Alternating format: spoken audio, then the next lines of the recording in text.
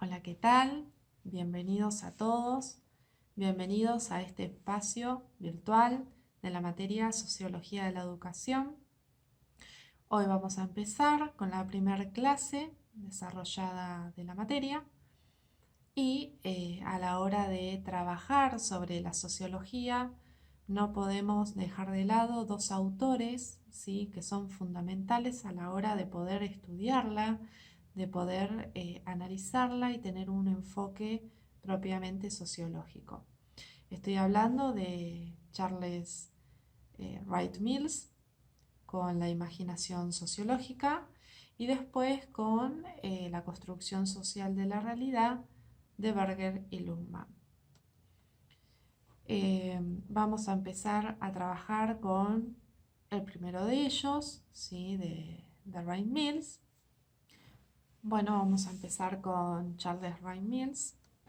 Sí, él fue un sociólogo estadounidense que mayormente fue reconocido o recordado por su libro publicado en 1959, que fue La imaginación sociológica.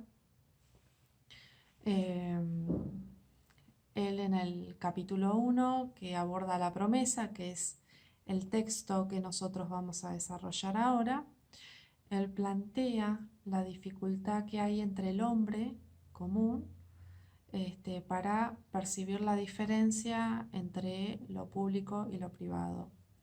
Y para responder esta inquietud, ¿no? Mills utiliza la imaginación sociológica. Ahora bien, ¿en qué consiste la imaginación sociológica, no? Bueno, él dice que no es un don natural, consiste en vincular, en establecer eh, una relación entre la biografía y la historia. Esto quiere decir que entre la historia personal, ¿sí?, porque todos tenemos una biografía, y la historia colectiva, ¿no?, haciendo referencia a la estructura social, a la sociedad. Mills parte de la idea de que por lo general no asociamos lo que nos ocurre en nuestra vida personal, ¿no?, conociendo lo que pasa a nivel social. Entonces, él se pregunta, ¿en qué medida nuestra biografía personal está condicionada, está atravesada por esa historia colectiva? Y el esquema que Mills plantea justamente es establecer una reflexión o un hábito mental que nos permita pensar, ¿no?, desde la perspectiva de la experiencia a la perspectiva del contexto social. Porque decimos que la biografía y la historia no se puede entender al individuo sin la sociedad, ¿no?, sin esa parte que lo completa, ¿no?, como sujeto social.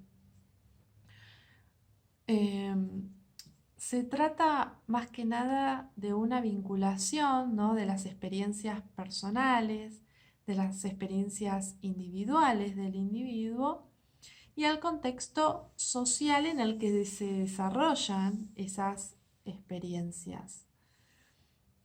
Podemos decir que la imaginación sociológica es una forma de pensar, sentir, de actuar y decir de cada uno que corresponde a una determinada época histórica, social, cultural, y darse cuenta de esto es lo que nos permite, ¿no?, poner en funcionamiento el concepto tan importante para Mills, que es el tema de la imaginación sociológica. Esta imaginación sociológica nos permite captar la historia, la biografía, y la relación obviamente entre ambas dentro de la sociedad.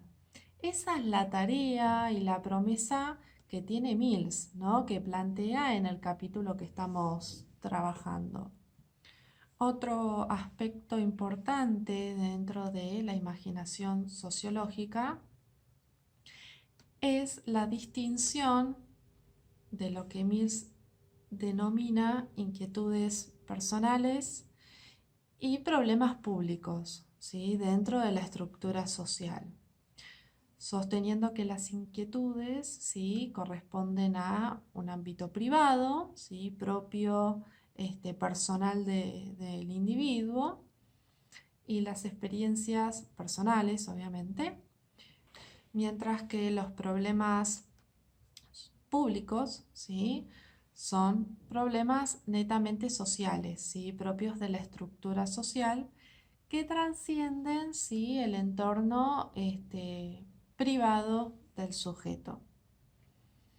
Para que una situación sea considerada una problemática social, debe ser algo que afecte a una gran parte de la población. Y obviamente suponga una crisis existencial, ¿sí? Dentro de esta sociedad, que genere una afectación dentro de esta estructura, ¿no? social. A partir de esto, Mills se pregunta, ¿no? cuáles son los problemas, las inquietudes más importantes, ¿no? que son más importantes para el individuo. Bien. Y cabe destacar que el contexto social en el que fue publicado este libro, recordemos que al principio del video hicimos mención que fue publicado en 1959, justamente contexto histórico de una guerra fría, donde se desarrolló una dualidad entre el capitalismo y el comunismo, ¿sí? Generando una ruptura, ¿sí? Mundial. Y esta cuestión histórica, ¿no? Polarizó diversas opiniones, ¿no? En relación a los fenómenos sociales que se estaban desarrollando en ese momento.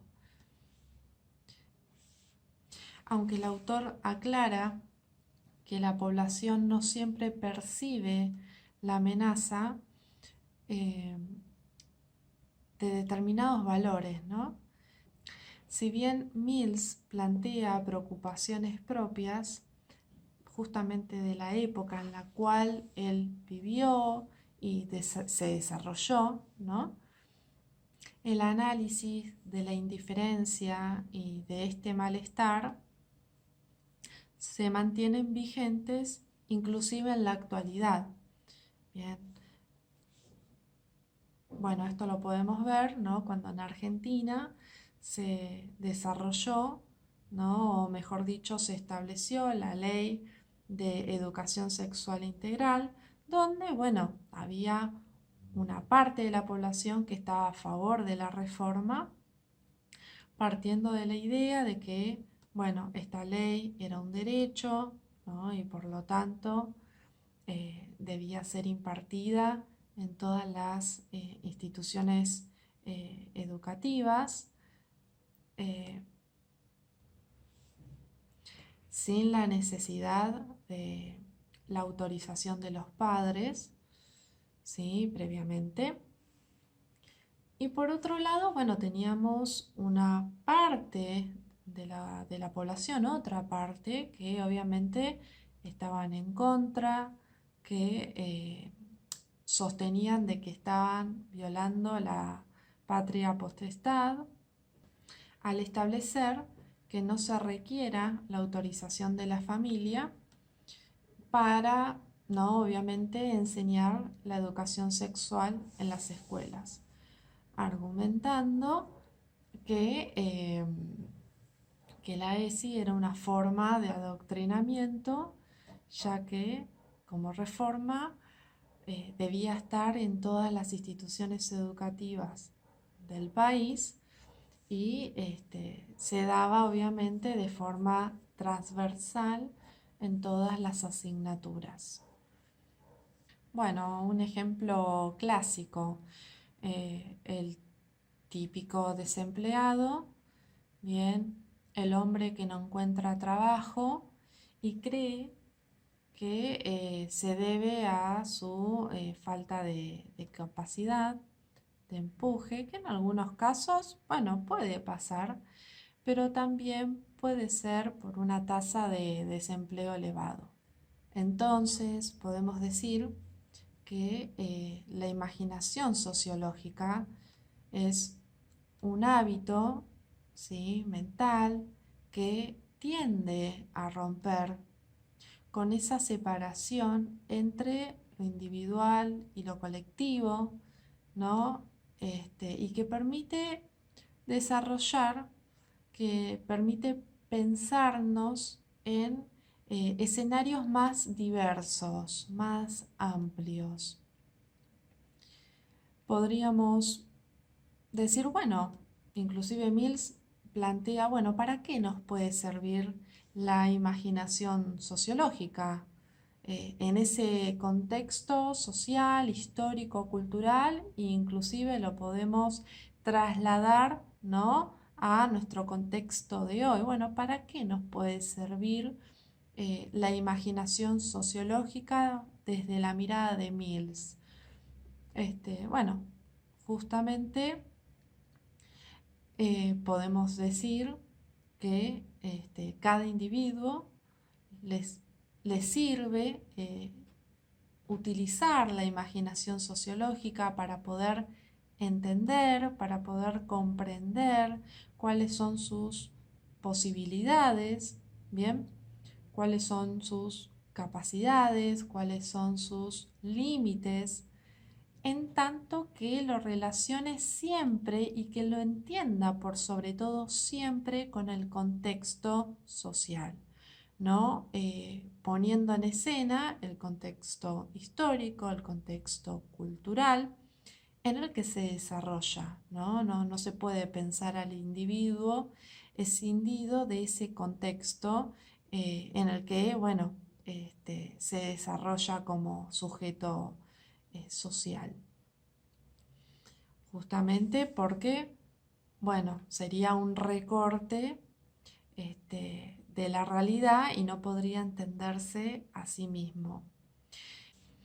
Bueno, la imaginación sociológica es un desafío, ¿sí?, de salir de esa comodidad, de la cual, bueno, el individuo no prefiere siempre recostarse, pero a la vez tener esa posibilidad, bueno, le abre una perspectiva mucho más amplia de comprensión, de análisis, digamos, de cuál es su lugar, ¿no?, dentro de la sociedad, de cuál es su lugar de la sociedad, ¿no?, en la historia, de cuál es la relación de esa trayectoria individual y colectiva, que son, bueno, justamente las grandes preguntas, los grandes cuestionamientos que la sociología debería plantearse, obviamente desde la perspectiva de Charles Mills.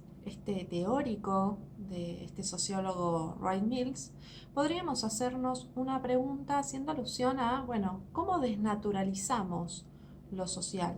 ¿No? Pensando, bueno, que todas nuestras prácticas sociales tienen un carácter social, ¿sí? Es parte de una cultura, de un proceso histórico determinado, ¿sí?, de un hacer colectivo. Y Mills dice que para desnaturalizar lo social hay que tener una imaginación sociológica. ¿Y qué es una imaginación sociológica?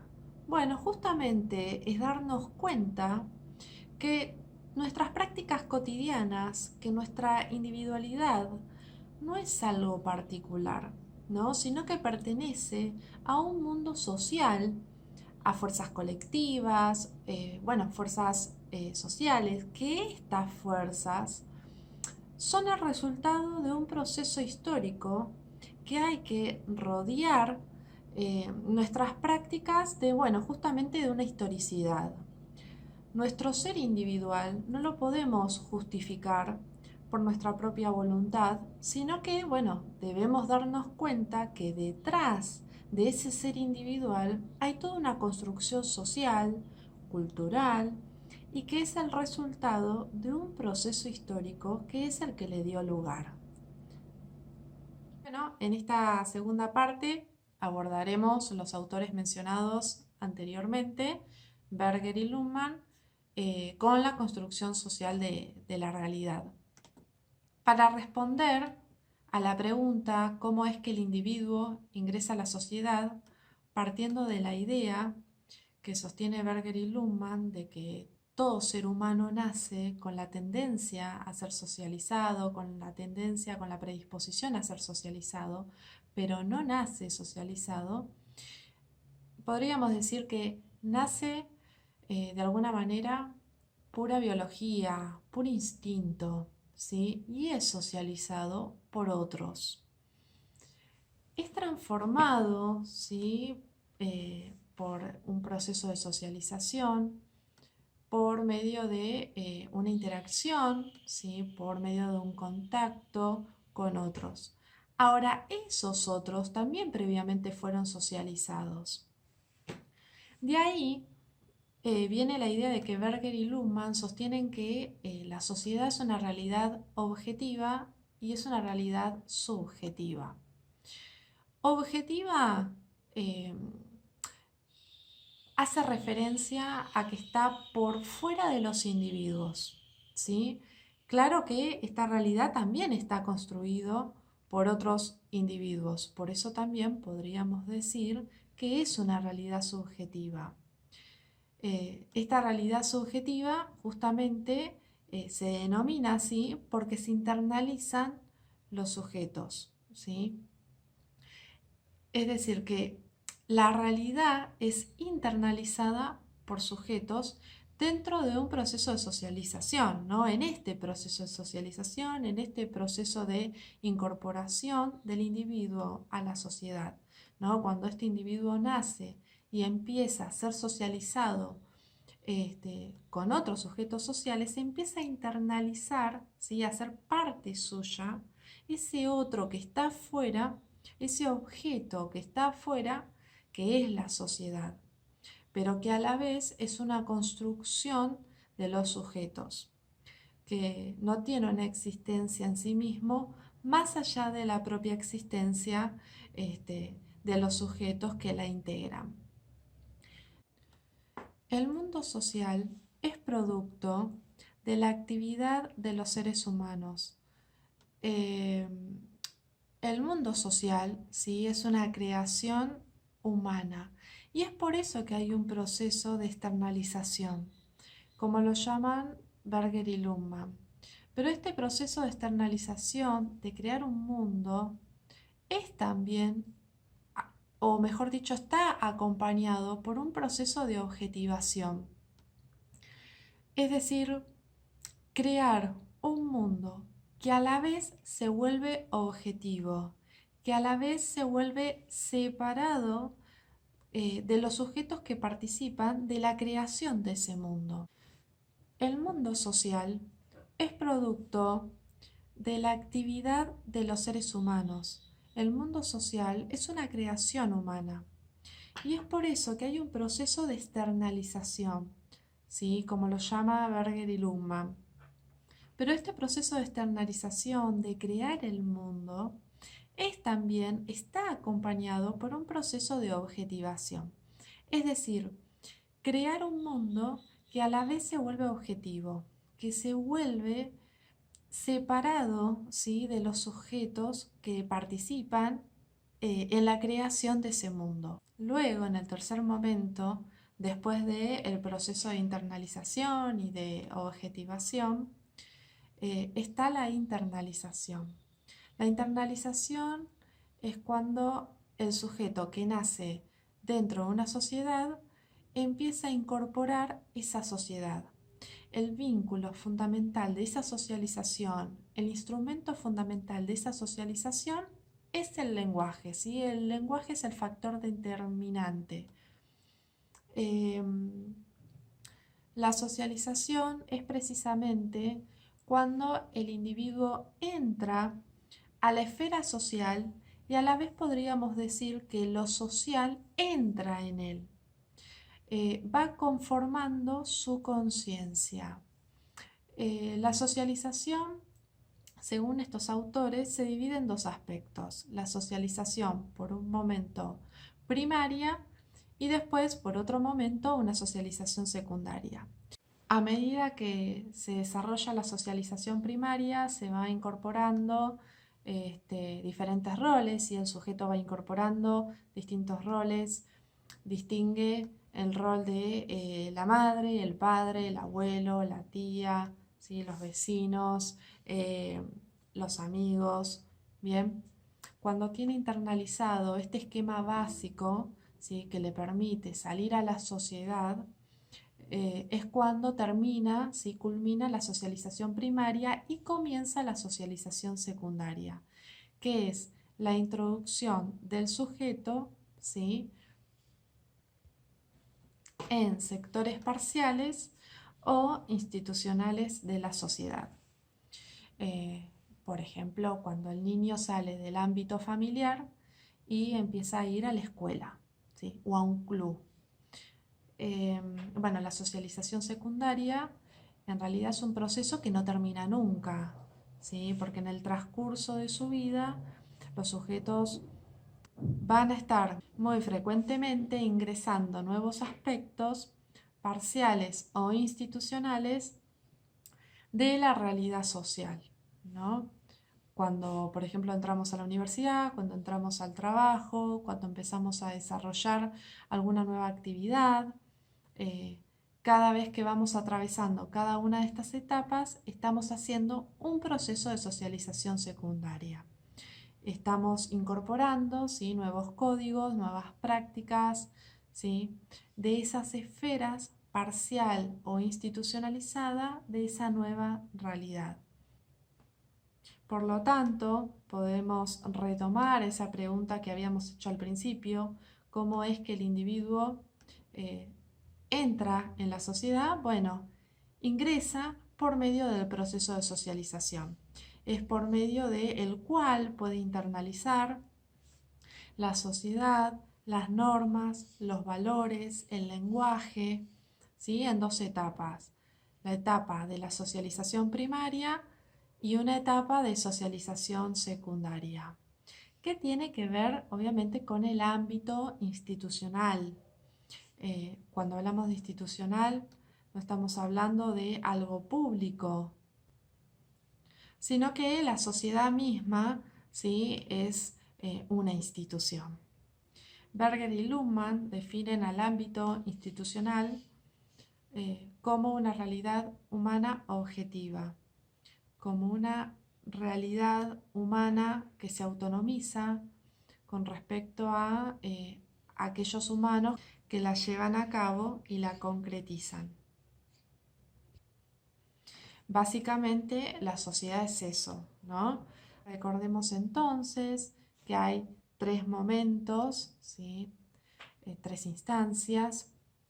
Una es la externalización, ¿sí? La creación del mundo social, la creación a través de un sistema de relaciones sociales, a través de una actividad humana, ¿sí? Un proceso, por otro lado, de objetivación, por el cual esa creación social es autonomizada o es vista por los sujetos como algo autónomo, como algo distinto, y por otro lado, finalmente, la internalización, ¿sí? Que es a través del proceso de socialización. Bueno, para concluir, ¿sí? En relación a estos dos autores, Berger y Luhmann, podemos decir que explican el orden social como el resultado de un continuo proceso dialéctico, compuesto por tres momentos que se evidencian en todos los fenómenos sociales, ¿sí? Por un lado tenemos la externalización, por otro lado tenemos la objetivación y después por último, ¿sí? La internalización, siendo el lenguaje una facultad, ¿sí? Una característica sumamente importante que no puede faltar, ¿no? Dentro de este proceso dialéctico.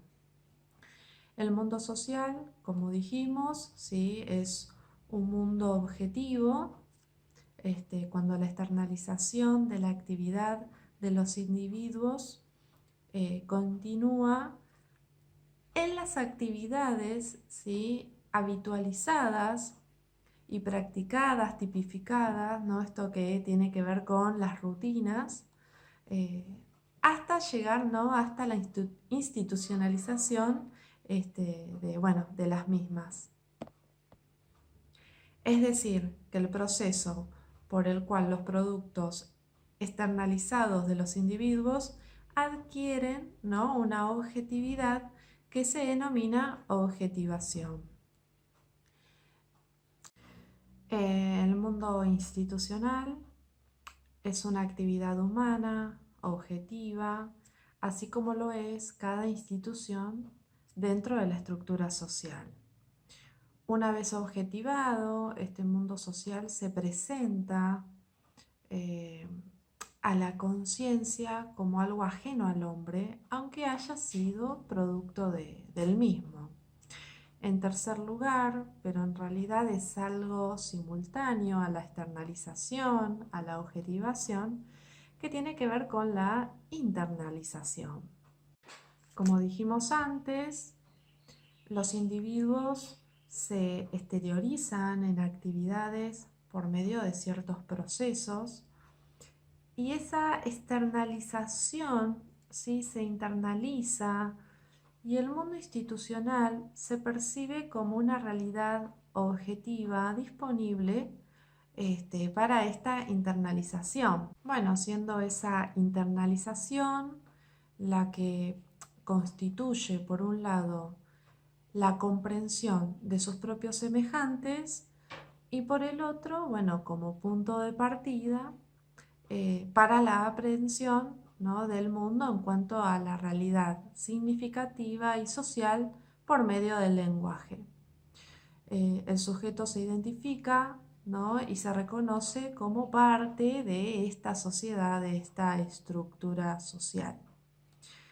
Todos estos conceptos y contenidos que fuimos trabajando en este teórico